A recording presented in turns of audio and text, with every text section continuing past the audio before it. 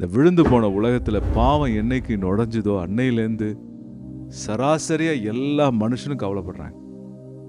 பாம்பு ஒரு நாள் ஏவாள் இடத்துல பேசுச்சு. பாம்பு பேசும்போது பாம்புட்டு திரும்பி ஏவாள் பேசினா. அன்பானவர்களே, இன்றைக்கும் கவலை என்ற பாம்பு வருகிறது, பயம் என்ற பாம்பு வருகிறது, மனச்சோர்வு என்ற பாம்பு. இதெல்லாம் உங்கள்கிட்ட பேசும்.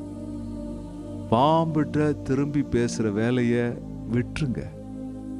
அல்லேலூயா. கவலையிட்ட, பயத்திட்ட, மனச்சோர்விட்ட அதை என்கேஜ் பண்றத, அதை என்டர்டெயின் பண்றத நிறுத்துங்க. நீங்க கேட்கலாம் உடனே, சார் அது என்னால முடியல, தான் எனக்கு பிரச்சனையே. நான் ஒரு 4 காரணங்களை சொல்றேன் ஏன் நீங்க கவலைப்படக்கூடாது.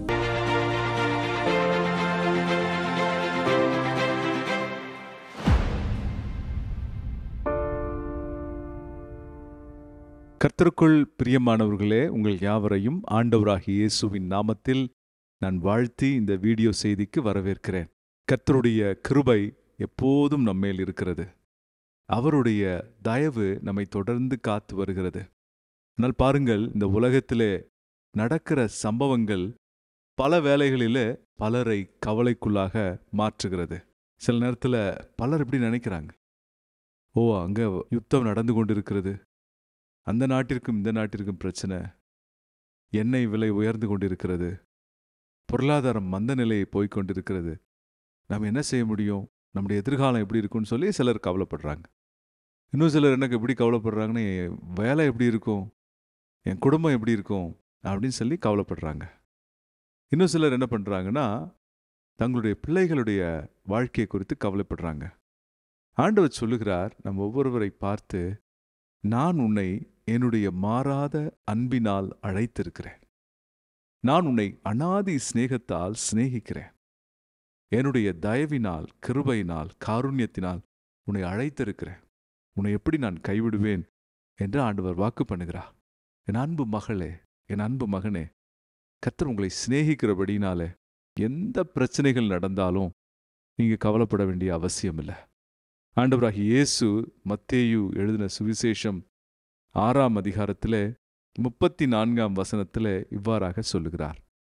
ஆண்டவர் சொல்றத நாம் கேட்கலாம். நாளைக்காக கவலைப்படாதிருங்கள், நாளைய தினம் தன்னுடையவர்களுக்காக கவலைப்படும், அந்தந்த நாளுக்கு அதினதின் பாடு போதும். அதுக்கு முன்பாக சொல்றாரு, கவலைப்படாதிருங்கள் அப்படின்னு சொல்றார். எண்ணத்தை உண்போம், எண்ணத்தை குடிப்போம், எண்ணத்தை உடுப்போம் என்று கவலைப்படாதிருங்க. ஏன்னா அவர் சொல்றாரு, நீ என்னுடைய பிள்ளையாக இருக்கிறாய், நீ என்னுடைய நேச பிள்ளையாக இருக்கிறாய், நீ என்னுடைய குடும்பத்தின் நபராக இருக்கிறாய், உன்னை எப்படி நான் கைவிடுவேன், உன்னை நான் விட்டு எப்படி விலகுவேன், உன்னை நான் எப்படி நடத்தாம இருப்பேன் என்று ஆண்டவர் சொல்லுகிறார். ஆனா பாருங்க, இந்த விழுந்து போன உலகத்துல பாவம் என்னைக்கு நுழைஞ்சுதோ அன்னையிலேருந்து சராசரியா எல்லா மனுஷனும் கவலைப்படுறாங்க. பாம்பு ஒரு நாள் ஏவாள் இடத்துல பேசுச்சு. பாம்பு பேசும்போது பாம்புட்டு திரும்பி ஏவாள் பேசினா. அன்பானவர்களே, இன்றைக்கும் கவலை என்ற பாம்பு வருகிறது, பயம் என்ற பாம்பு வருகிறது, மனச்சோர்வு என்ற பாம்பு. இதெல்லாம் உங்கள்கிட்ட பேசும். பாம்புட்ட திரும்பி பேசுற வேலைய விட்டுருங்க. அல்லேலூயா. கவலையிட்ட, பயத்திட்ட, மனச்சோர்விட்ட அதை என்கேஜ் பண்றத, அதை என்டர்டெயின் பண்றத நிறுத்துங்க. நீங்க கேட்கலாம் உடனே, சார் அது என்னால முடியல, தான் எனக்கு பிரச்சனையே. நான் ஒரு 4 காரணங்களை சொல்றேன் ஏன் நீங்க கவலைப்படக்கூடாதுன்ட்டு. நீ கவலையை பத்தி மட்டும் நான் பேசுறேன். ஏன் நீங்கள் கவலைப்படக்கூடாது? ஆண்டவர் வாக்கு பண்ணியிருக்கிறபடினால் நீங்க கவலைப்பட வேண்டிய அவசியம் இல்லை. அப்ப நீங்க என்ன செய்ய வேண்டும் என்றால், கவலையை மேற்கொள்வதற்கு உதவி செய்கிற இயேசுவையே நோக்கி பார்க்க வேண்டும். அவர் சொல்லுகிறார், உன் பாரங்களை எல்லாம் என்மேல் வைத்து விடு. 1 பேதுரு 5ஆம் அதிகாரம் 7ஆம் வசனம் இவ்வாறாக சொல்லுகிறது, அவர் உங்களை விசாரிக்கிறவரானபடியால் உங்கள் கவலைகளை எல்லாம் அவர் மேல் வைத்து விடுங்க. கவலைய ஆண்டவர் மேல வைக்கிறதுக்கு நமக்கு பயிற்சி தேவைப்படுது. 4 காரணங்கள் ஏன் நீங்கள் கவலைப்படக்கூடாது அப்படின்னு நான் பேச போறேன். ஆண்டவர் சொல்லுகிறார், உன்னால கண்ட்ரோல் பண்ண முடியாத விஷயத்தை நீ ஏன் கண்ட்ரோல் பண்ண பார்க்குற? உலக பொருளாதாரத்தை நாம கண்ட்ரோல் பண்ண முடியுமா? உலகத்தில் ஓடுகிற மந்த நிலையை நீங்களும் நானும் கண்ட்ரோல் பண்ண முடியுமா? உங்கள் பிள்ளைகளுடைய எதிர்காலத்தை நீங்க கண்ட்ரோல் பண்ண முடியுமா? அவர்களுக்காக நீங்க ஜெபிக்கலாம். தீர்க்கதரிசன வசனங்களை கொண்டு அவர்களை நீங்க வழி நடத்தலாம். நம்ம வழி நடத்த வேண்டும், ஜெபிக்க வேண்டும். ஆனா பல வேளைகளில் எப்படி எது இருக்க போகிறது என்பது நம் கையில் இல்லை. ஆகவே கவலைப்படுகிறது அவசியமற்றது என்று ஆண்டவர் நமக்கு இந்த நாளிலே அறிவுறுத்துகிறார். கவலைப்படாதீங்க, அது அவசியமற்றது. ஆகவே கவலைப்பட வேண்டிய அவசியம் இல்லை. ஏன்னா அவர் சொல்லியிருக்கிறார், நான் உன்னை ஆதரித்து வந்திருக்கிறேன், தொடர்ந்து ஆதரிப்பேன். யாக்கோபு என்ற பழைய ஏற்பாட்டு பக்தன் சொல்லுகிறார், என்னை இந்த நாள் வரை ஆதரித்து வந்த தேவன். அன்பானவர்களே, ஆதரிக்கிறவர் உங்களை ஆதரிப்பார். ஐயோ எனக்கு என்ன ஆகுமோ? இன்னைக்கு ஒருவேளை நீங்க இந்த வீடியோவை பார்க்குற நீங்க ஒருவேளை வயது முதிர்ந்தவராக இருக்கலாம். என்னை யாருமே பார்த்துக்கலையேன்னு சொல்லி யோசிக்கலாம். உங்களை ஆதரிக்கிறவர் உண்டு. உங்களை போஷிப்பார், உங்களை பராமரிப்பார், உங்களை பாதுகாப்பார். உங்களுக்கான ஆசீர்வாதங்கள் வரும், உங்களுக்கான கனம் வரும், உங்களுக்கான பகுதி போர்ஷன் வரும், உங்களுக்கான பங்கு வரும். அல்லேலூயா!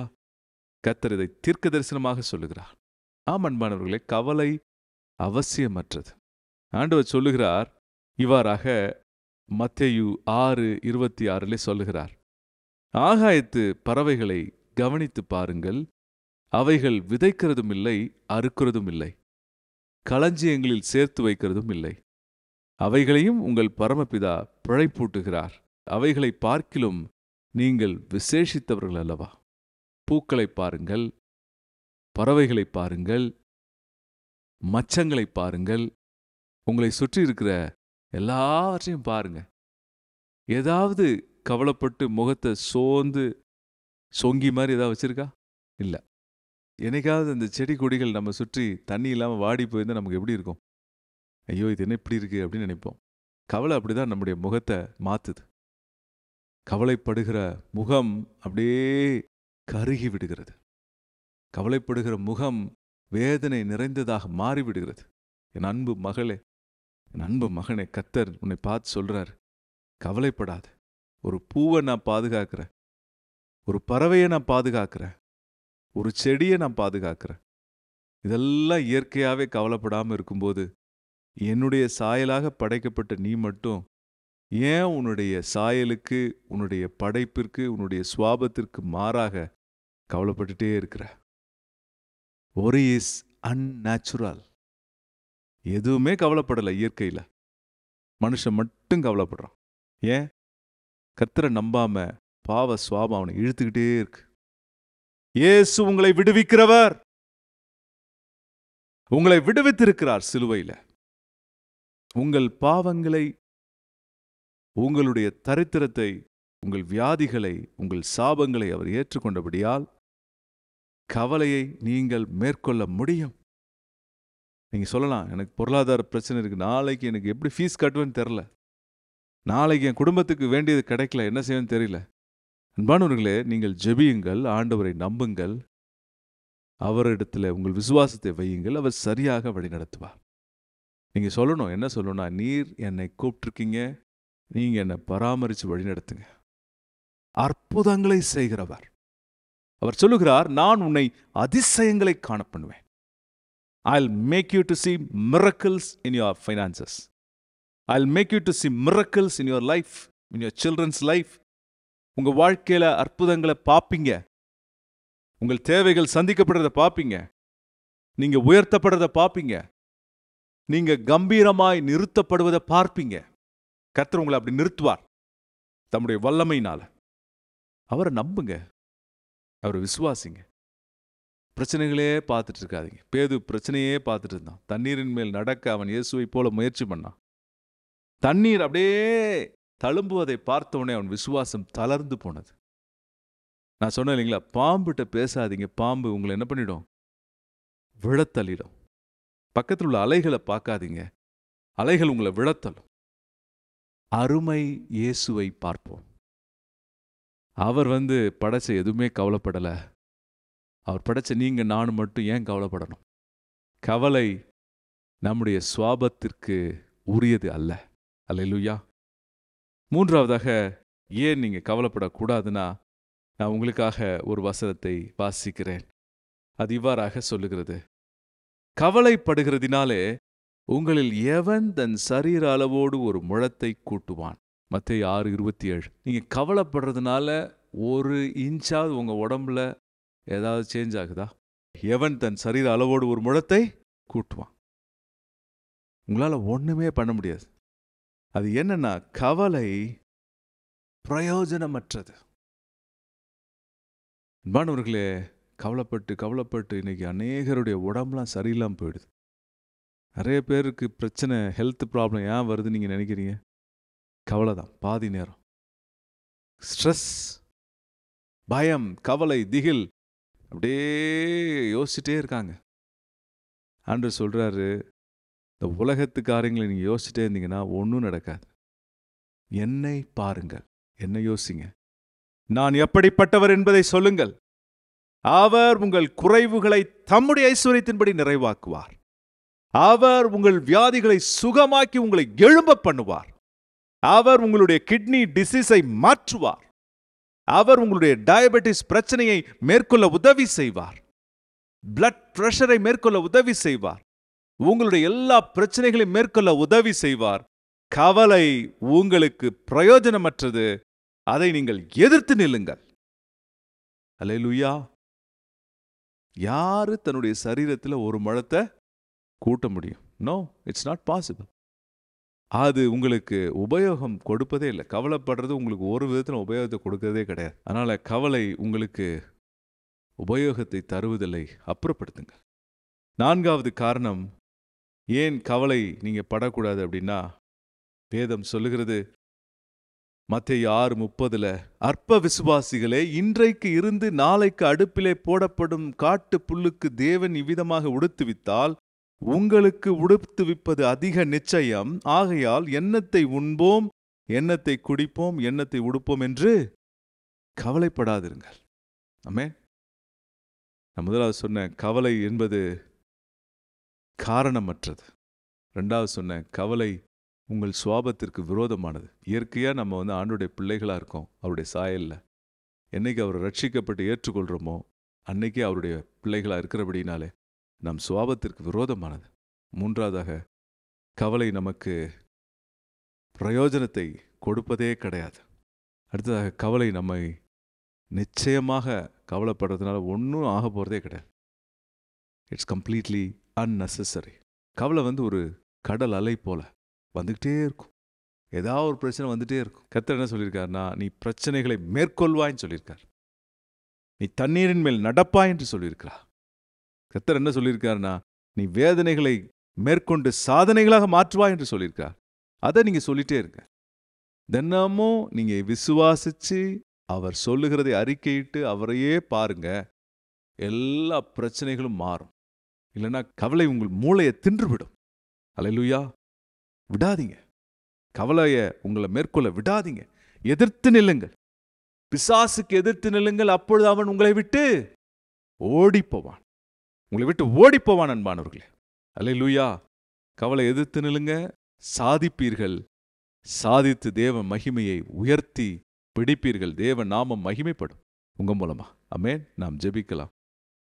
அன்பின் பரலோக பிதாவே, இந்த நாளிற்காய் நாங்கள் ஜெபிக்கிறோம். இந்த செய்தியை கேட்ட ஒவ்வொருவர் வாழ்க்கையிலும் கர்த்தருடைய கரம் ஆசீர்வாதத்தை கொண்டு வருவதாக. யாரும் கவலைப்படாம உம்மையே நம்பி ஜெயமாய் நடக்க தேவன் உதவி செய்யும். எங்கள் கவலைகளை உங்கள் மேல் வைத்து விடுகிறோம். ஒவ்வொருவரும் வைக்க உதவி செய்யும். கர்த்தர் அப்படி உதவி செய்கிறபடியால் நன்றி. பயங்கள் விலகுகிறபடியால் நன்றி. போராட்டங்கள் விலகுகிறபடியால் நன்றி. பிரிவினைகள் விலகுகிறபடியால் நன்றி. கர்த்தர் ஒரு விடுதலை குடும்பத்திற்குள் அனுப்புவதற்காக நன்றி. கவலைகளை எடுத்து போடுவதற்காக நன்றி. இயேசுவின் நாமத்தில் ஜெபிக்கிறோம் பிதாவே. ஆமென். ஆம் அன்பானவர்களே, கவலைப்படுவது அவசியமற்றது, பிரயோஜனமற்றது, உபயோகமற்றது. அதை நாம் புறம்பே தள்ளுவோம். ஜெயமாய் வாழ்வோம். கர்த்தர் உங்களை ஆசீர்வதிப்பார். இந்த செய்தி உங்களுக்கு நிச்சயமாக பிரயோஜனம் இருந்திருக்கும்னு நினைக்கிறேன். உங்களுக்கு பிரயோஜனமானவங்களுக்கு நீங்கள் ஷேர் பண்ணும்போது கர்த்தருடைய நாமத்தை, ராஜ்யத்தை நாம் கட்டுவோம். தொடர்ந்து நீங்கள் சப்ஸ்கிரைப் பண்ணலாம், சப்ஸ்கிரைப் பண்ணி பாருங்கள். அது மிகுந்த உற்சாகத்தை கொடுக்கும். கர்த்தர் உங்களை ஆசீர்வதிப்பார். ஆமென்.